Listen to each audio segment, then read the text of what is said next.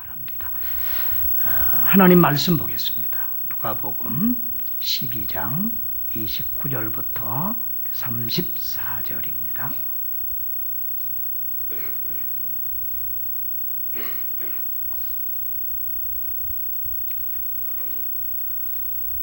누가복음 12장 29절부터 34절 말씀입니다. 같이 합독하겠습니다. 너희는 무엇을 먹을까 무엇을 마실까 하여 구하지 말며 근심하지도 말라. 이 모든 것은 세상 백성들이 구하는 것이라. 너희 아버지께서는 이런 것이 너희에게 있어야 할 것을 아시느니라. 다만 너희는 그의 나라를 구하라. 그리하면 이런 것들을 너희에게 더하시리라. 적은 무리여 무서워 말라. 너희 아버지께서 그 나라를 너희에게 주시기를 기뻐하시느니라. 너희의 소유를 팔아 구제하여 낡아지지 아니하는 배낭을 만들라. 곧 하늘에 둔 바 다함이 없는 보물이니 거기까지 하는 일이 없고 좀도 먹는 일이 없느니라. 너희 보물이 있는 곳에는 너희 마음도 있으리라. 아멘. 할렐루야. 여러분, 이제 2주 동안 제가 강단을 비우다 오늘 여러분 앞에 다시 섰습니다. 보니까 좋지요? 서로 사랑하는 사람들이 있다고 하는 것은 얼마나 행복하고 좋은 일인지 모르겠습니다. 근데 우리가 세상을 살아가면서 속고 사는 것이 한두 가지가 아닌 것 같아요.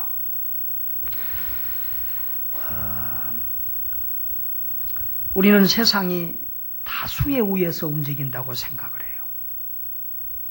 숫자가 많아야 이긴다고 생각을 해요. 특별히 다수결 원칙의 민주주의 개념에 세뇌된 우리들은 다수라야 이긴다. 다수가 세상을 지배하고 다스린다고 생각을 해요. 그런데 알고 보면 세상은 소수에 이끌리고 소수에 의해서 움직이고 있다는 거예요. 하나님 한 분이 세상을 통치하시고 다스리십니다.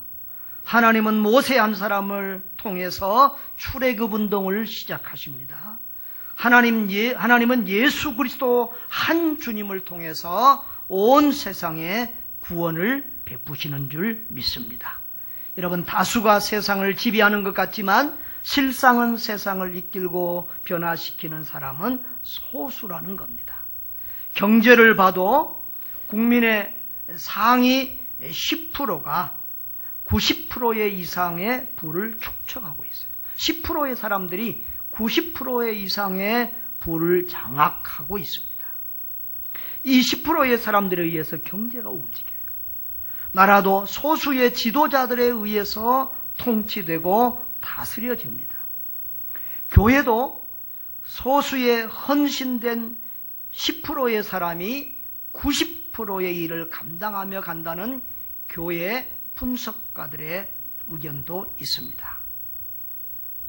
6월 11일이 어떤 날인 줄 아세요? 6월 11일이 어떤 날이지요? 세계 동성애자들의 날입니다. 그래서 한국과 온 세계에서 이 동성애자들의 축제가 열렸어요. 참 그것이 어떻게 축제가 되는지 우리는 이해할 수 없지만 이 동성애가 문화의 옷을 입고 축제라는 모습으로 우리 앞에 이렇게 나타나고 있습니다. 이 문제로 우리나라도 굉장히 시끄러웠는데 해마다 이 문제가 큰 이슈가 되고 있습니다. 그런데 이미 지금 대세가 동성애 찬송 쪽으로 기울어 가고 있습니다. 동성애자들이 언론을 장악했고요. 정치인들을 거의 장악을 했습니다. 그래서 지금 유력한 대선 후보자들도 거의 다가 다 이 동성애를 지지하고 있는 그런 상황이 됩니다. 제가 미국을 다녀왔잖아요. 근데 이 미국은 우리가 밉든지 곱든지 미국을 배우고 주목해야 될 필요가 있습니다. 왜냐하면 미국에서 되어진 일이 10년, 20년, 30년 후면 한국에서 그대로 이루어지는 그런 모습으로 우리나라가 가고 있기 때문에 그래요. 교회도 미국 교회에서 하던 일들이 이제 10년, 20년, 30년 지나면 우리 한국 교회에서 그대로 나타나요. 그래서 우리가 미국을 배우고 아는 거, 또 우리가 대처를 해야 되는 것이 중요한데요. 미국은 청교도들에 의해서, 정말 믿음 훌륭한 청교도들에 의해서 건설된 경건한 나라였습니다. 그런데 그 미국이 이 동성애에 완전한 점령을 당한 그런 상황입니다. 미국은 합중국입니다. 연합국가입니다. 그러니까 각 주가 50개 주가 있는데 각 주가 다 나라와 같은, 거의 나라에 준하는 그런 기능을 가지고 있어요. 그래서 나라의 법마다 상당히 자율권이 있는데, 그래서 동성애를 반대하고 인정하지 않은 주도 있었고 찬성하고 인정한 주도 있었어요. 그런데 2015년 작년 6월 26일 동성결혼이 합법이라는 그런 미국 연방 대법원의 결정이 내려졌어요. 그래서 이제는 그 동성 결혼을 찬성하지 않던 그런 주들도 이제는 그 연방법원에 따라서 동성애를 합법화해야 되는 그런 상황에 이르렀습니다. 그렇다고 해서 미국 사람들이 다, 미국의 법관들이 다 동성애를 지지한 게 아니에요. 9명 중에서 5명은 찬성하고 이 보수 성향의 4명은 아주 강하게 반대를 했습니다. 그러나 이제 1명이 더 거기 추가돼서 동성애가 이렇게 합법화되고 말았습니다. 여러분, 우리 여기 영상 하나 좀 붙여주세요. 이번에 LA에서 2주간을 공부하고 마지막 3박 4일을 이제 목사님들이 샌프란시스코를 보고 싶다고 그래서 거기를 이렇게 다녀왔어요. 그런데 참 LA보다는 저는 샌프란시스코가 훨씬 아름답더라고요. 바다도 있고. LA는요, 우리가 LA 나성에 가면 편지를 띄우서 그런 노래도 있잖아요. LA는 작은 한국이다고 그런 뉴욕 LA 한인타운 얘기도 많이 듣고 그랬는데, 한인들이 한 100에서 150만 가까이 거기에 살고 있다고 그럽니다. 그러니까 참 LA는 그런 나라 도시인데, LA는 가보면 높은 빌딩이 없어요. 거의 다 단층, 2층 중앙에 빌딩 몇 개 있고는 거의가 그렇게 시골에 온 것 같은 그런 느낌이 들어요. LA는 식구가 4명이면 자동차가 4대여야 돼요. 자동차 없이는 움직일 수 없는 그런 도시예요. 그런데 샌프란시스코는 우리 한국처럼 고개도 많고 대중교통도 이용할 수 있고 사람이 좀, LA에서는 사람 구경하기 힘들고, 특별히 우리 에어나임이라고 하는 그 지역, 우리 학교가 있는 그 지역은 이제 그 남가주, 우리가 잘 아는 남가주 한인들도 많이 살아요. 그런 지역인데 백인 구경하기가 쉽지 않아요.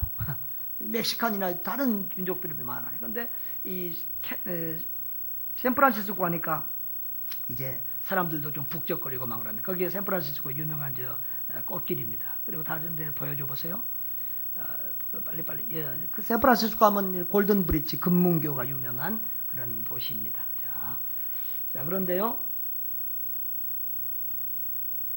이 샌프란시스코에 특별한 그런 거리가 있었습니다.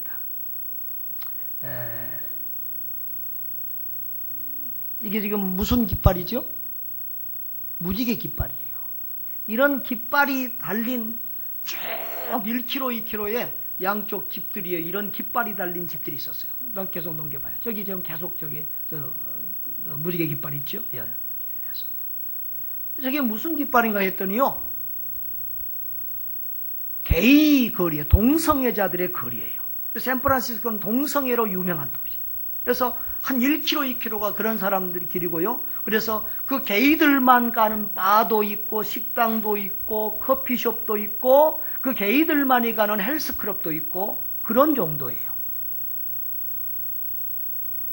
참 놀라웠어요. 그런데 또 그 지역에 사는 사람의 40%가 동성애자들이에요. 그런데요, 또 LA에서 아주 충격적인 장면을 봤는데, 우리 첫 주 가서 공부하고 이제 토요일 날 수업이 없어서 토요일 날 저는 이제 교회 탐방을 했잖아요. 유명한 교회들 탐방했는데 어떤 사람들은 LA 시내를 나갔던가 봤는데 LA 시내에서 놀라운 광경을 봤어요. 조금 전에 봤던 거. 자전거가 한 1km 이렇게 이어서 자전거를 타고 가는데 저 뭐지요? 전부 다 알몸으로 가는 거예요. 앞에 쪽에서 더 심하게 찍혀진 사진이 있는데 그건 보여드릴 수가 없어요. 저도 이거 직접 본 거니까 이제 자료를 입수했습니다. 이것이 이제 이런 사람들이 1km 동안 길게 걸어요. 그 뭐하냐면 그날이 마치 6월 11일 전 세계 동성애자들의 날이었어요. 그 동성애 이 축제 시위를 하는 거예요. 여러분, 우리가 이런 세상에 살고 있습니다.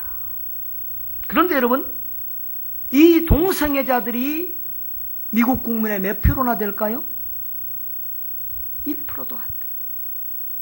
이 동성애자들이 한국 국민의 몇 프로나 될까요? 0.1, 0.2%도 안 돼요.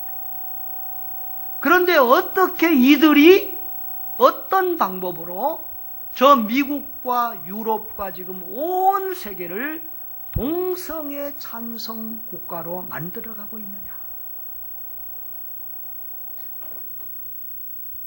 모든 정치인들, 더 유엔 사무총장인 반기문 총장도 우리 정부에 계속해서 지금 동성애를 찬성하라고 지금 압력을 넣고 있습니다.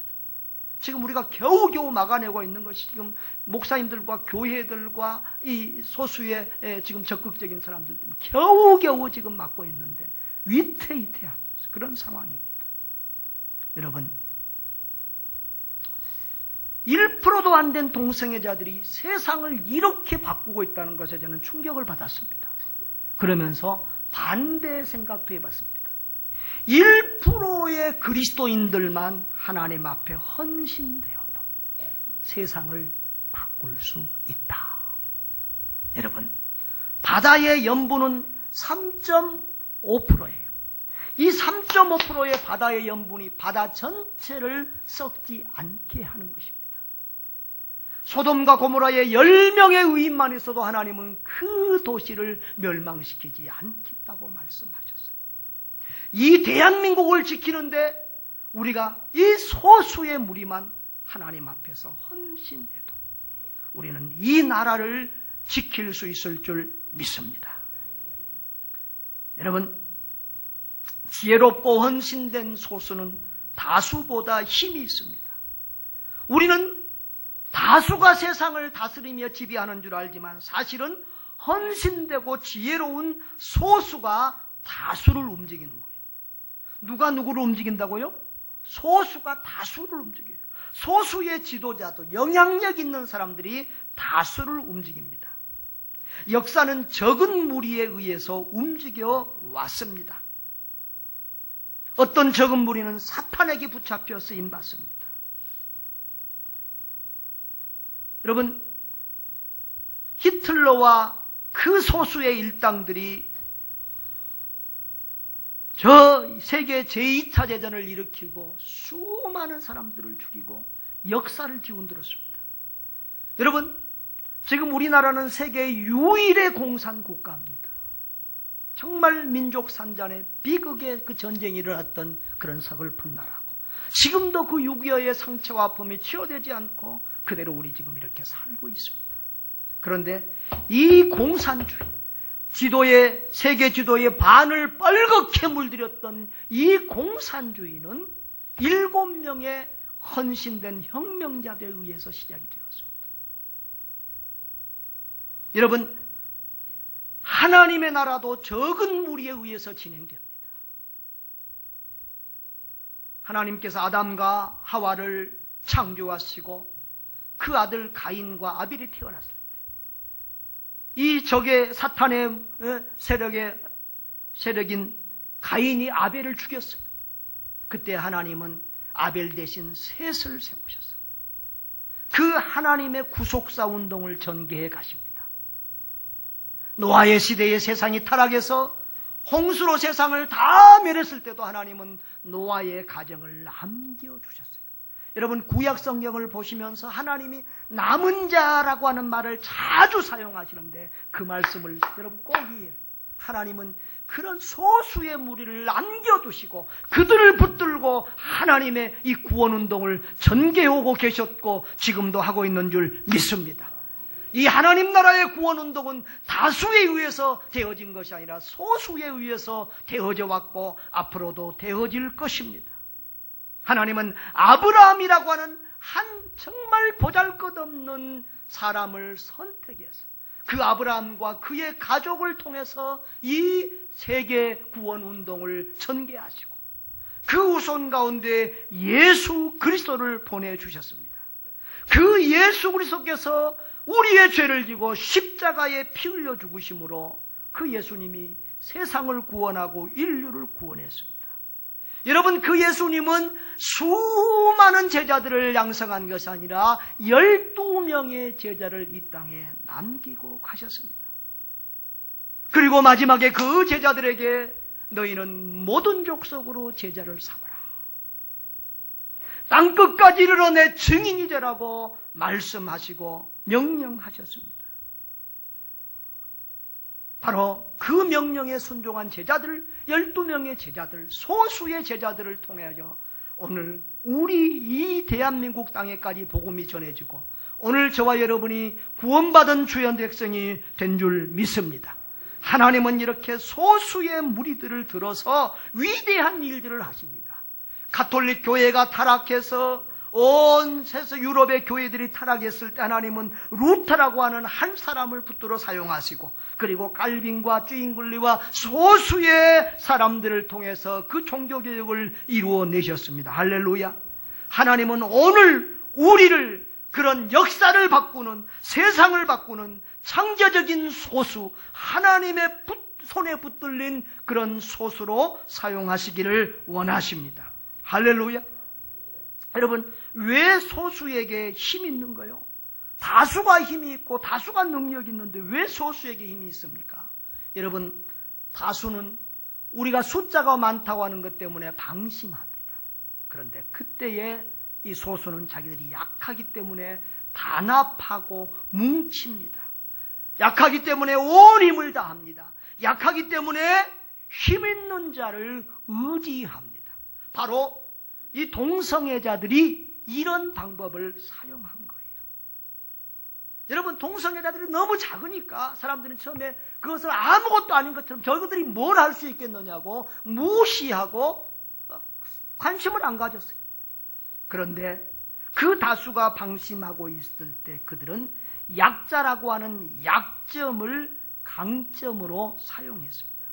여러분, 이 민주주의는 어떤 나라입니까? 소수를 다수주의가 민주주의가 다수주의 같지만 소수를 귀하게 여기는 것이 민주주의 개념입니다. 그래서 민주주의는 인권하는, 나는 옛날에는 인권을 너무너무 귀하게 생각했는데 요즘은 인권이라는 이름으로 모든 악이 범죄하는 것 같아서 인권이라는 단어를 참 우리가 새롭게 생각해 봐야 되겠다는 생각을 하게 되는 거예요.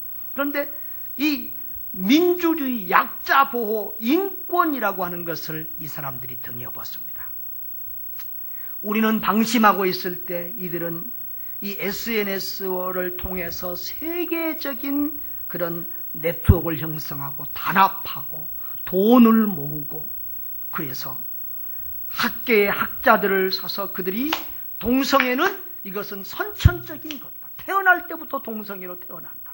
이런 학설을 발표하게 하고 그리고 언론을 장악하고 정치를 장악했어요. 언론을 장악해요. 이 언론이 얼마나 힘이 있습니까?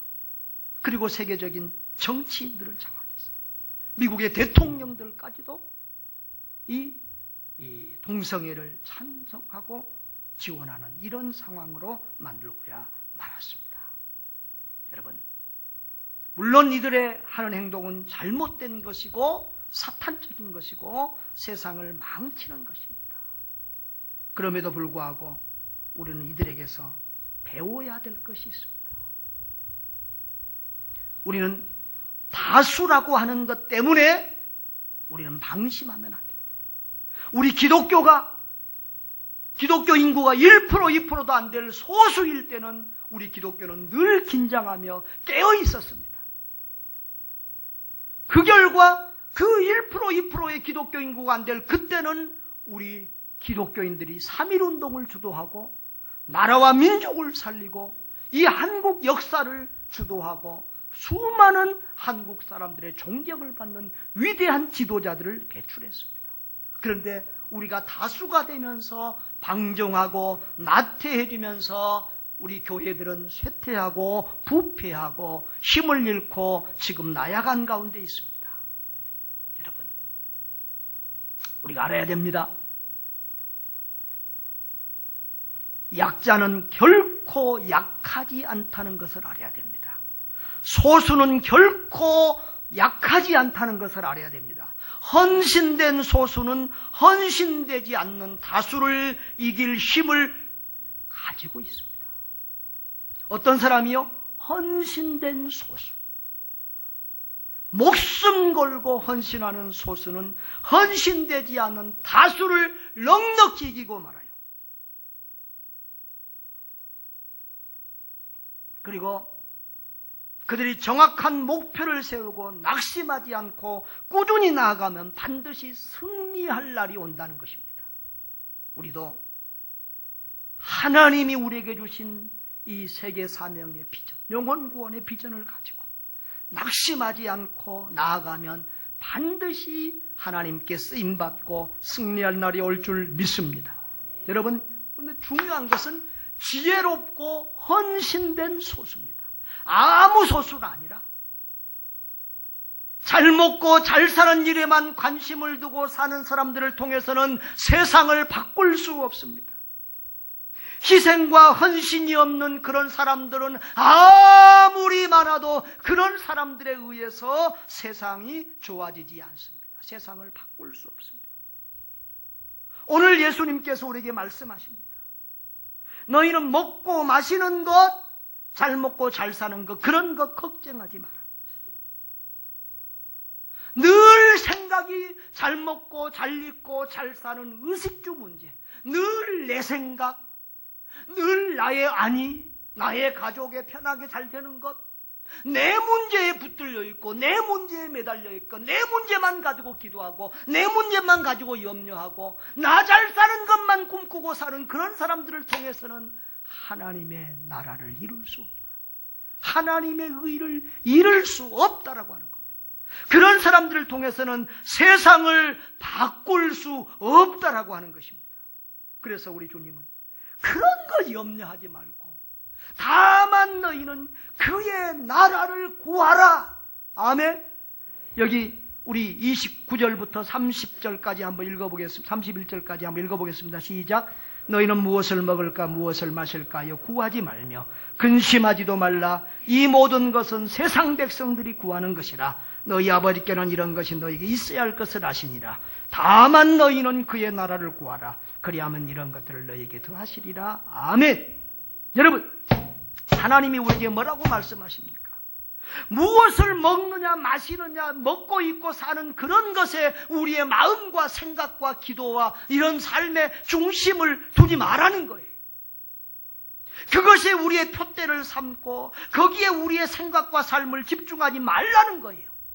오히려 하나님은 그런 것은 하나님께 맡기고 하나님이 하늘에 나는 새 한 마리도 다 걷어 먹이시는데 들풀 하나도 하나님이 다 살려주시는데 하물며 너희일까 보냐? 천하보다 귀한 너희 생명일까 보냐? 하나님의 형상으로 지음받은 너희 생명일까 보냐? 더더구나 예수 그리스도의 십자가의 보혈 피로 구원받은 하나님의 백성일까 보냐? 걱정하지 마라, 염려하지 마라. 그런 염려와 그런 기도는 세상의 불신자들이나 믿음 없는 사람들이라 하는 것이고, 너희는 다만, 이 말은 오직 하나님의 나라를 구하라. 하나님의 나라와 하나님의 의를 구하면 하나님 앞에서 믿음을 지키고 하나님의 말씀대로 바로 살기를 원하면, 하나님 앞에 우리의 삶을 헌신하면 하나님께서 염려하지 않아도 구하지 않아도 이런 것들은 다 책임져 주신다. 이렇게 주님이 말씀하고 있습니다. 이 말씀은 무슨 말입니까? 먹고 마시고 즐기는 세상적인 관점에 그런 것에만 관심 있는 사람들. 다시 말하면 그건 불신자들의 사고방식이잖아요. 그런 불신 세상의 풍조에 떠내려가는 그런 다수는 하나님 나라를 이룰 수 없다. 하나님의 의를 이룰 수 없다. 세상을 결코 바꿀 수가 없다. 사람을 살릴 수 없고 다른 영혼들은 구원할 수 없다라고 말씀합니다. 헌신된 한 사람은 헌신되지 않는 100사람을 이길 수 있습니다. 희생하는 한 사람은 희생하지 않는 1000사람보다 더 강한 힘을 가지고 있습니다. 여러분, 인생이 뭡니까? 목회가 뭡니까? 제가 이제 나이가 60이 되고 보니까 뭔가 좀 이렇게 잡혀지는 거, 단순하게 잡혀지는 게 있어요.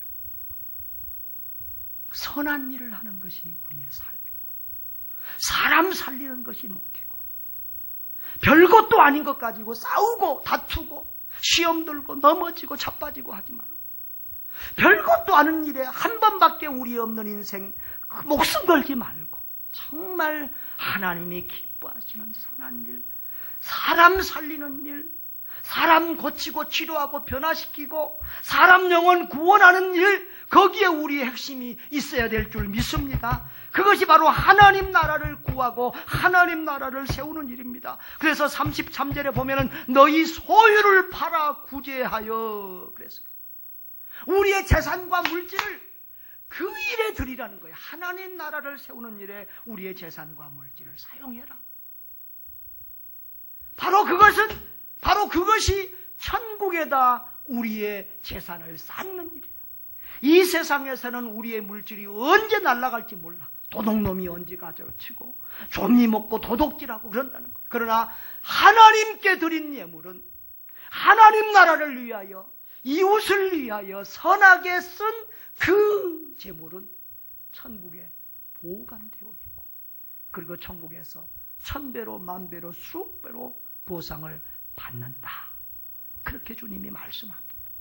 그리고 너희 보물이 있는 것에는 너희 마음도 있으리라. 34절 우리 다 같이 한번 읽어보겠습니다. 시작. 너희 보물이 있는 곳에는 너희 마음도 있으리라. 아멘. 여러분에게 부탁합니다. 세상 보물이, 세상 물질이 여러분의 보물이 되지 않기를 바랍니다. 하나님이 여러분의 보물이 되기를 바랍니다. 저와 여러분을 위하여 십자가에 피 흘려 죽으시고 부활하신 예수 그리스도가 여러분의 보배가 되고 여러분의 가치관이 되고 여러분의 삶의 목적이 되고 의미가 되기를 바랍니다. 예수 있으면 모든 것이 다 있다고 그렇게 기뻐하고 만족할 수 있는 여러분 되시고, 예수 없으면 모든 것을 다 잃어버린 것처럼 통곡하고 애통하는 여러분 되시기를 바랍니다. 예수로 충만하면 여러분의 인생 성공한 겁니다. 그러나 세상 것 다 있어도 예수 없으면 여러분의 인생 실패한 겁니다. 여러분, 인생의 참된 성공과 실패는 하나님 앞에 서는 날 결정이 되는 거예요. 이 땅에서 잘 먹고 잘 사는 게 성공이 아니에요. 이 땅에서 얼마나 우리가 하나님이 기뻐하시는 일을 했느냐, 얼마나 우리가 이 땅에서 하나님의 뜻을 이루었느냐, 하나님의 형상으로 지음받은 사람들을, 영혼들을 사랑하며 한 사람 한 영혼이라도 더 구원하기 위해서 우리가 얼마나 애를 썼느냐, 하나님이 그런 우리의 모습을 볼 줄 믿습니다. 하나님은 그런 일을 하시는 데 있어서 다수가 아니라 소수의 헌신된 사람들을 사용하십니다. 주님은 12명의 제자를 통해서 세상을 뒤엎었잖아요. 12명이 헌신되면 1000을 이기고 10,000을 이기고 세상을 정복하는 거예요. 그래서 주님은 적은 무리를 절대 무시하지 않고 적은 무리를 가치 있게 여기시고 적은 무리를 귀하게 여기시고 그 적은 무리를 통해서 큰 일을 이루시고 세상을 뒤엎고 세상을 바꾸고 새로운 역사를 써나가시는 줄 믿습니다. 그런데 주님은 여기 적은 무리여 무서워 말라, 적은 무리에게 힘을 주시고 적은 무리를 격려하십니다. 그리고 너희 아버지께서 그 나라를 너희에게 주시기를 기뻐하십니다. 저 다수 잘 먹고 잘 사는 것 자기밖에 모르고 자기 중심으로 살아가는 그 사람들이 아니라 하나님의 나라와 의를 위하여 하나님이 기뻐하시는 선한 일을 위하여 헌신하고 그렇게 희생하는 너희들에게 하나님이 천국을 주시기를 기뻐하신다고 주님 말씀하고 있습니다. 사랑하는 성도 여러분, 세상을 바꾸는 사람들은 다수가 아닙니다. 하나님 나라를 위해서 헌신된 적은 무리들인 줄 믿습니다. 감리교의 창시자 요한 웨슬레는 이렇게 말했습니다. 나에게 오직 죄만 두려워하고 하나님만 사모하는 하나님의 사람 100명을 주십시오. 그들이 목사이든 평신도이든 상관없습니다. 그러한 사람 100명만 있다면, 죄만 두려워하고 하나님만 사모하는 그러한 사람 100명만 있다면 지옥의 문을 깨뜨리고 이 세상에 하나님 나라를 세울 수 있을 것입니다. 그렇게 고백을 했습니다. 여러분, 하나님께 헌신된 사람 100명만 있어도 하나님은 세상을 뒤바꿀 수 있습니다. 할렐루야. 여러분, 우리 교회는 우리가 알다시피 작은 교회입니다. 우람한 건물도 없고 뭐 자랑할 것이 별로 없습니다.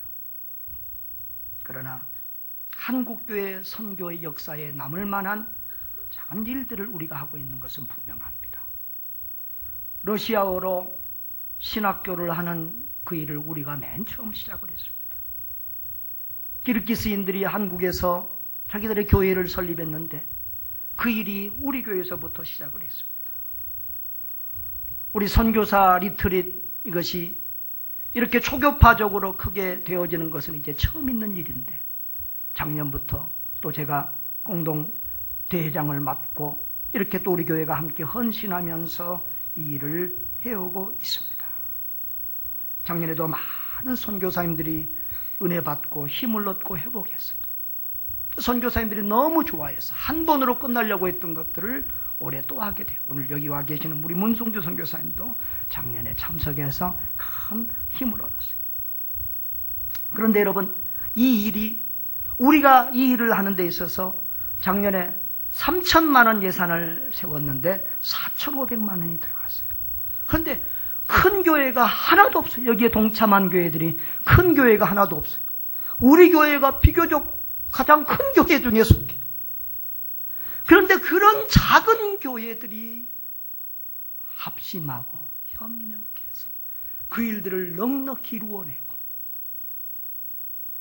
4,500만 원 들어가고도 500만 원 남아서 올해 지금 쓰고 있어요.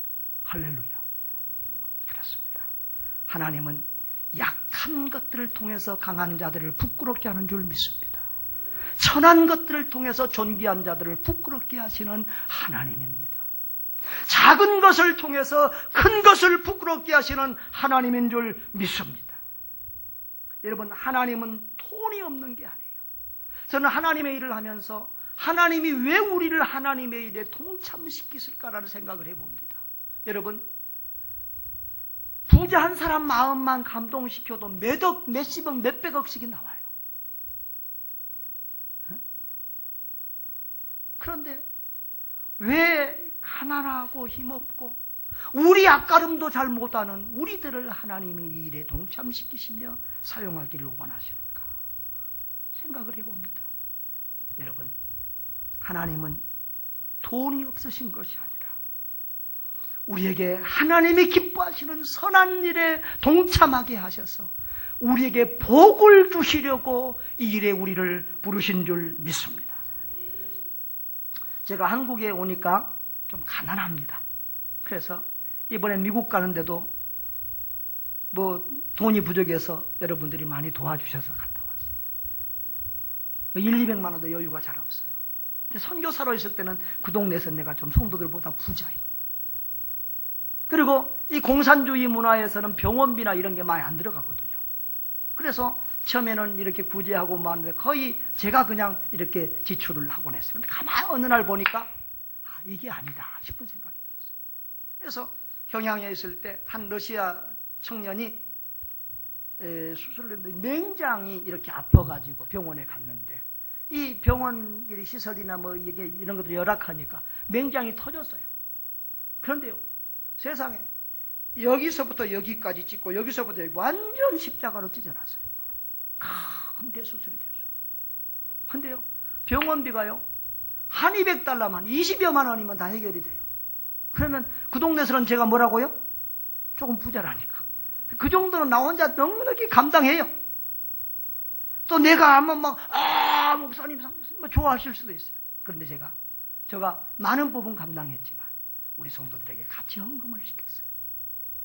이렇게 함으로 우리 성도들이 사랑이라고 하는, 우리는 한 가족이라고 하는 이런 사랑의 공동체로 더 굳게 세워줄 수 있다. 그리고 우리 성도들도 가난하지만 어렵지만 선한 일에 동참해서 보람을 느끼고 기쁨을 누리고 그리고 하나님 앞에 가서 상 받게 하자. 그런 생각에서 동참해서 그랬더니 성도들이 기쁨으로 동참했고요. 그 이후로부터는 그런 일들이 자연스럽게 되어졌어요. 할렐루야. 하나님이 작은 교회 가난한 우리들을 왜 하나님의 일에 동참시키십니까? 우리를 죽이려고 하는 것이 아니라 우리를 살리려고, 우리에게 복 주시려고 하나님이 우리를 선한 일에 동참시키는 줄 믿습니다. 여러분, 우리 하나님은 오늘도 작은 무리들, 작은 교회들을 통해서 영광을 받으시기를 원합니다. 작은 무리들을 통해서 하나님이 기뻐하시는 일을 이루어 내기를 원하십니다. 예수님은 소수의 힘을 아셨기 12명의 제자를 양성하시고 그들로 세계를 정복하셨습니다. 여러분, 준비되고 훈련된 소수는 다스를 이기고 역사를 바꾸는 큰 영향력을 발휘합니다. 그러나 세상 풍조를 따라서 잘 먹고 잘 사는 일, 나밖에 모르는 그런 사람들을 통해서는 세상이 바뀌지 않습니다. 세상이 더 좋아지지 않습니다.